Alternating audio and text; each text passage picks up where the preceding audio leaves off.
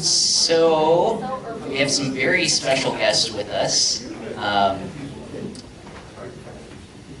to talk with us about ways that we could work together in the movement for democracy. I have Michael here with March on Harrisburg, and Carol as well with Fair Districts PA. So to start with, oh, and by the way, my name is Nick Rognes. I'm the program chair for the event, along with helping out Ben wherever I can. So, and one of the things that I've observed being a part of the Forward Party, so I came to the Forward Party after having been involved with a couple of, you could call them democracy reform organizations. They had varying theories of change, they had various candidates that they tried to endorse, but unfortunately, those others that I've been involved with haven't been nearly as successful and haven't seen nearly the same amount of momentum as I've seen with this party. So that was really the reason I decided to get more involved with this one, is all the excitement that seems to be building around this new competition for ideas that we are fostering. So I'm very excited to have our guests with us to help discuss how we might be able to work together and have this time be an opportunity for them to talk about what they're doing within that same democracy reform space, because it's going to take a whole constellation of our different organizations to finally have our democracy be about ideas again, and not just about which party happens to be in control. So why don't we just start with some introductions for yourself. Tell us about how you got involved with your current organization, and what democracy reform looks like for your respective organizations. So why don't we start with you, Michael? Thank you all for having me here. Great to join you. Great to see some familiar faces from all over the state. It's really great. It's quite an echo. Nice. So March on Harrisburg, we started back in 2016 now, and we've been moving forward on making corruption illegal and making democracy legal. Our goal is to disconnect well-funded, big money special interests from our government, from our decision makers, from our public officials, and then also reconnect the government with we the people, so that we can have a government of, by, and for the people. And of course, there's a lot wrong with our system right now. There's no single silver bullet here. Ranked choice voting is a great fix, it's a great policy. We have 23 things up on our policy platform because there's a lot of work to be done. There's a lot of work to be done. And I'll go into some more details on that, but I want to give Carol a chance to introduce. I am Carol, yeah, that is Carol Kuniholm. I am the chair of Fair Districts PA. We started in 2016 as well. We are pretty closely, singularly focused on gerrymandering and redistricting reform. So to help people understand why voting districts matter, to help them understand how the fact that we've had gerrymandered districts for so long has impacted the political climate in Harrisburg and in Congress, and how better maps would help voters to have more power and more say in who is elected, but also change the climate in how our legislative process functions. We do have an additional campaign, and so fairdistrictspa.com is our website if you want to. There's tons of information there. We also started something called the Fix Harrisburg campaign a number of years ago, when a bill we had 110 co-sponsors in the House. There's 203 representatives, 110 is a healthy majority, and yet one committee chair was able to just gut the bill, kill it, and then we had past legislators from both parties reaching out and saying the legislative process itself is broken in Harrisburg. And the way it works is individual leaders have complete control. So you can advocate with your own legislators, you can convince them that what you're trying to do is right. The leaders are the ones who have control. They're the ones who set the agenda, they're the ones who control the purse. They're the ones who control the budget for the state, but also the budget for the state legislature. So they can move somebody out of their office, they can cut somebody's office staff, they can take somebody out of their committee chair position. They have complete control. And so part of what we're trying to do, we've done over 1,200 informational meetings since we started, just helping people understand why legislatures matter, because people focus on the executive. They think the president and the governor do it all, and they actually have really little control over the budget and very little control over the legislative agenda. So policy is set by our legislatures, not by our administrators. People don't understand that. So part of what we're doing is educational, but part of it is really focused on foundational reform so that people can be heard and democracy would actually work. Great, thanks for that. So, for both of your organizations, what are a few campaign or lobbying efforts that are on your radar right now? Cut me off if I go too long. Just 2 or 3. So, March on Harrisburg, our main tactics, we do a lot of lobbying. We've met with everybody many times over. We do a lot of long-distance marches. Our 5th one is coming up this September, Lancaster to Harrisburg. We do a lot of nonviolent direct action. We really force the encounter, and we push politicians to outlaw their own corruption, which, of course, as you can imagine, they would rather not do. They go through the day telling themselves a story where they are not the villain. We're there to say, what you're doing day in and day out is corruption, and you need to change that. And of course, that's pretty hard to do. Power doesn't concede power without a fight, and we're there to fight that fight. And so the fights that are happening right now, if I may, is this being recorded, right? Yeah. Okay. Now watch what I say. So we have our Money Out campaign and our People In campaign, right? Money out of politics, people in. That's the goal. We're the divorce lawyers, we're the marriage counselors. We're there to divorce big money from government, and we're there to marry we the people to government. And so on the People inside, I'll just very quickly say ranked choice voting is the main campaign right now. And to realistically set everybody's expectations, it's dead on arrival. It's not passing this session. It's just not there. On the House side, it's a party problem where the House Democratic leadership don't believe in conceding any of their partisan power. Is that surprising to anybody? And on the Republican side in the Senate, it's the same exact deal, with a little bit more election misinformation thrown into the equation. So it's not moving unless we make them move it. It's not going to happen unless we make them do it. Right? Corrupt politicians are not going to outlaw their own corruption without a fight. And I keep using the word fight because we speak English, and English is a violent language, but we are nonviolent. We use nonviolence, and we are tenacious in that nonviolence. On the money outside of things, we are moving. We've previously pushed the bill called the gift ban, because in Pennsylvania you can legally gift anything to any state public official, and most local officials as well. This means unlimited wining and dining, vacations to the Bahamas, golf trips to Pebble Beach, Super Bowl tickets, roof repairs, kids' private school tuition payments, and so on and so on. It's blatant corruption, right? So we've gotten the gift ban bill out of committee twice, once in 2019 and once in 2021. We were able to make the House State Government Committee vote to outlaw their own corruption. And then we had broken promises that prevented further votes. So this session we went in on the money outside with the gift ban. And we pushed and we pushed and we pushed and we pushed, as we do. We knocked thousands of doors in the districts of leadership.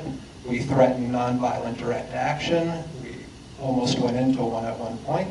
And we were able to negotiate on the House side with the leadership team. And what we walked away from the negotiating table with were 4 things. We negotiated up. We won. And by the way, they held the line on the gift ban. I just want to tell you how entrenched this corruption is. They held the line on the gift ban with the line, we've had members come up to us and say that if you pass the gift ban, they're going to go on sick leave for the rest of the year. It's a 102 to 101 state house. If a single Democratic representative goes on sick leave for a year, the House does not function. So that's what the opposition was coming at us. We also know from the last Speaker of the House telling us, every single lobbyist is marching on Harrisburg to stop the gift ban from passing. Obviously, right? Of course. So we went in with a gift ban, and we walked away with 4 things. First one, campaign contribution limits. In Pennsylvania, there are no limits on campaign contributions. Jeff Yass and other billionaires regularly cut 6- and 7-figure checks to whoever they want. There's no limits at all. So we got limits. Second thing we got is called a foreign-influenced corporate dark money ban. And I know that's a mouthful, and if anybody has a better way to explain this concept, please let us know. This is a law that's in place in Minnesota and in Maine, where multinational corporations, which is 98% of the Fortune 500, would no longer be allowed to spend on super PAC spending, election spending of any kind. No longer allowed to funnel money through 501c4s or super PACs, etc. And then the other 2 things we walked away with, because we're part of the Poor People's Campaign. March on Harrisburg, we believe you can't separate democracy and corruption from housing, healthcare, ecological devastation, wages, all of that stuff, right? Everything is connected. And so we push forward together with our Poor People's Campaign friends. And so we were able to get the concessions of a bill to cancel student lunch debt because they're... Can you hear me without this? Yeah. It's weird to have an echo of myself, sorry. So the bill to cancel student lunch debt, because there's $80 million worth of student lunch debt in Pennsylvania right now, because that's a thing. And so this bill would abolish that. And then the 4th bill we were able to get a concession on is driver's licenses for all, from our friends in the immigration community who have been pushing for that for 23 years since it's been a thing. So we were able to win these 4 concessions at the negotiating table, and this was back in the winter. And since then, we've been working with House leadership to move these things forward. We've drafted all the bills, we've crossed all the T's, dotted all the I's, and these should all start moving in June through the full House and be passed through the full House by the end of June. If not, we're going to go ballistic. But that's the promise, that's the promise, that's the promise, and we do trust this one. So that's the progress of the bill, and then it's going to be a fight in the Senate, because the Senate has no intentions of making corruption illegal or abolishing student lunch debt or anything. And so we ramp up the pressure. So this summer, and Christian, I got to talk with you about this, but we'll be out in Indiana County and Westmoreland County, because that's where the Senate Majority Leader and the Senate President are. That's their districts. We're going to be working from the inside. It's a playbook we've run numerous times. And then we're going to be marching on Harrisburg in September and ramping up pressure at the Capitol through nonviolent direct action. We're bringing in Reverend William Barber, one of the national co-chairs of the Poor People's Campaign. He'll be coming to Harrisburg, is going to bring down the House, and we're just going to use that nonviolent pressure to keep pushing, pushing, pushing until we get them to do what they would rather not do. Because let's not kid ourselves on any of these reform issues. They don't want to change. The people who have the decision-making power are there because this system produced them. They know how to work it. They benefit from it. And so I really just want to impress upon everybody the tenacity and intensity it takes and the amount of hardball you have to play on the inside to get them to do the thing they really, really, really do not want to do. And so the amount of organizing and intensity is huge. I'll stop there. All right. Thanks for sharing.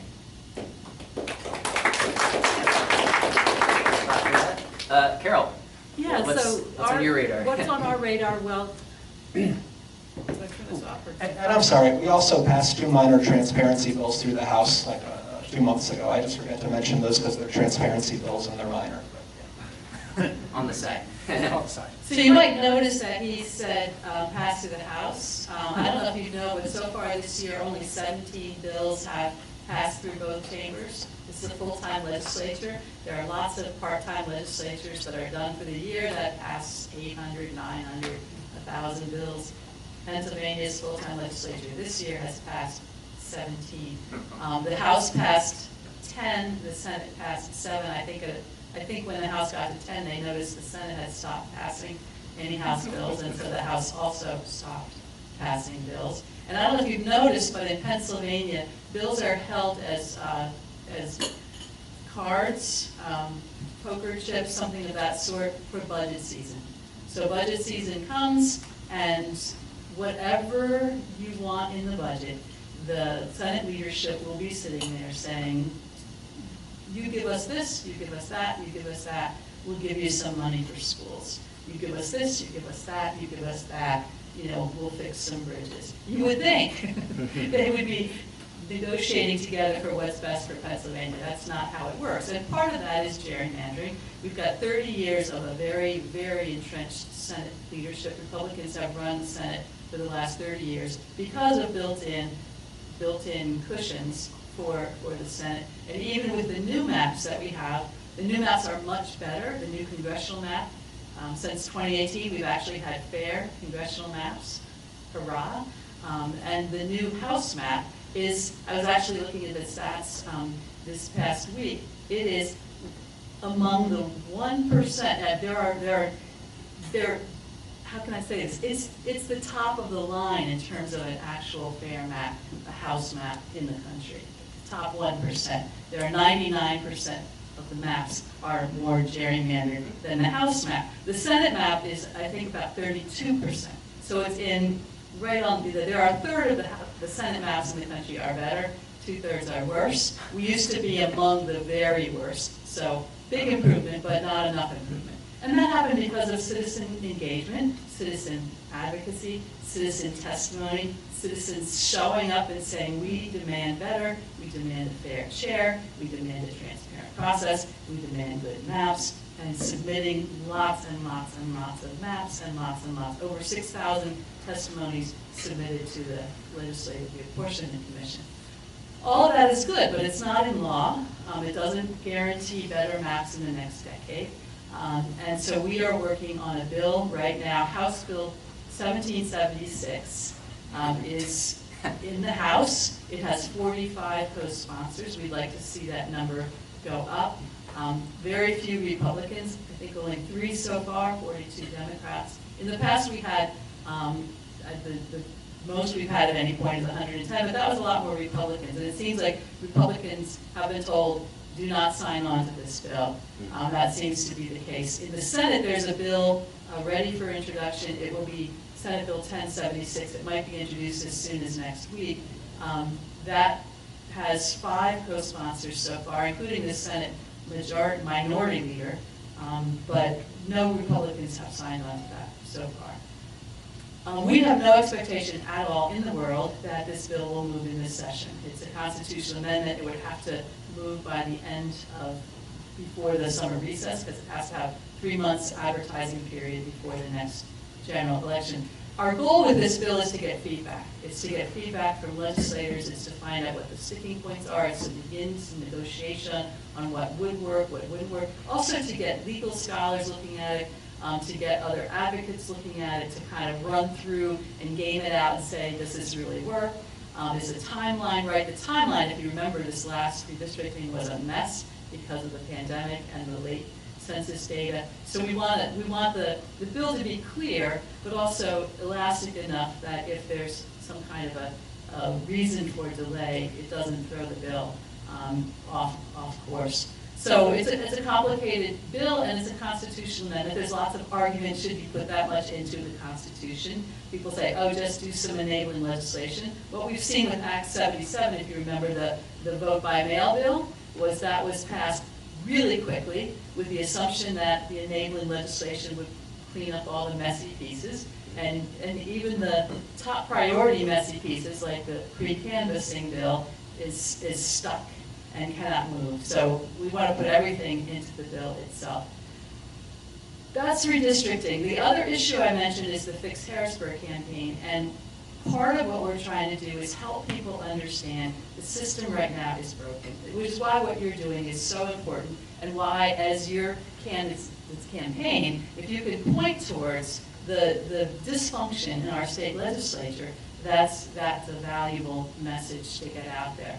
Because leaders are the ones who control everything, because they hold every bill hostage to their own partisan priorities, nothing gets done. So school funding, you can look at the Constitution, it says our schools need to be fairly funded. You can look at the Commonwealth Court decision saying our current funding system is unlawful, and yet that's held hostage by leaders who are trying to get their own specific priorities through. So the more that we can understand how it works, the more that we can call attention to how it works, and the more that we can say we need a better legislative structure, a better legislative function, and vote against the people who are holding this in place. So even though your local candidate is a friendly person that you like, if they vote lockstep every time with leadership who are shutting us out, don't, hold them accountable. Go and tell them, unless you vote against your leaders, I have to vote against you. I mean, that's just a message that has to get out there. You can't vote for your leaders against us and expect us to keep reelecting you, which is what's been happening over and over and over again. So we have to be more informed, but we have to be more insistent. And while Fair Districts PA is pretty narrowly focused on redistricting, when there's a bill like the bills Michael's talking about that gets stuck, we are able to say, this is an evidence of a broken system. This is evidence of a legislative process that ignores voters, and these things should be given a vote. We are not expecting much to move in this session, and part of what will happen in the next session depends on what happens in November. So your work is important, your work is important, our work is important, but it's all of us working from different angles to put pressure on a really broken system. I don't think we're at the question and answer section yet, but hold that thought. So thank you both for sharing. I think one of the things I'm hearing from some of the tremendous work that you're both doing is that the problems that you're trying to tackle are difficult and complex, but the silver lining is it sounds like, with the right push, it's not impossible either. I think that's the hopeful part that we need to, we should remind ourselves and look towards that future state to keep us going. I'd like to transition now to connecting with, getting to how we, as a party, our candidates might be good advocates for your efforts. So my next question is, what do you see as the opportunities